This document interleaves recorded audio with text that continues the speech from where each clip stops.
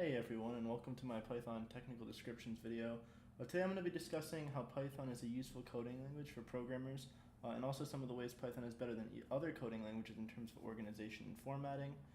This is really important for beginners to understand because it goes to show how important it is to pay attention during your basic Python classes, and how far Python can actually take you in the coding industry, and why that is exactly. So on my computer, I have an instance of Java running and an instance of Python running. And as you can see, the Java one has about 16 lines of code. The Python one only has 2. Believe it or not, these are actually the same exact pieces of code. So this just goes to show why Python is easier. And the reason for this is because Python is a lot more similar to pseudocode. And now pseudocode is simply the very bare outline of a program. So it doesn't rely on syntax, it doesn't follow any specific language or parentheses or anything like that. It's just the basic idea conceptualized. So this is common when you're coding on paper, you're trying to just share your ideas to a coworker. You'd usually use pseudocode for any of those things. And Python is very similar to that. So if you have an idea on pseudocode, it's very easy to translate that into Python.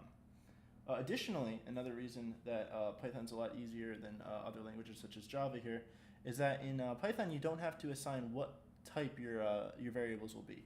So for example, if you look here at line 5, I have to assign this array to an int. So basically in that array I can only use integers after that moment. Now Python, you don't have to do that, luckily. So here I just say list and I can put whatever I want in that list. Very, very, very easy. This makes Python easy for programmers because they can also just focus on the code itself. They don't have to worry about the itsy-gritty syntax. They don't have to worry if their code just bombs because they forgot like a semicolon or something. It's just all there for you, very simply made. Now one biggest downside to Python is that it is slower than Java, but luckily throughout the years Python has been constantly upgrading to become faster and faster, and it's actually almost caught up to Java in terms of speed. There's also a community called PyPy, and their mission here is to increase Python's overall speed, and they've done a pretty good job. If you look at this graph, the smaller the better. This orange line is Python by default, and as you can see they have quite lower performances, so they're running programs a lot faster, and over here you can just see their performance over time. They're almost running 7.6 times faster now. So it's just going up and up. It's getting a lot faster overall. And it just goes to show that Python in the next few years will be competing with these high-end coding languages.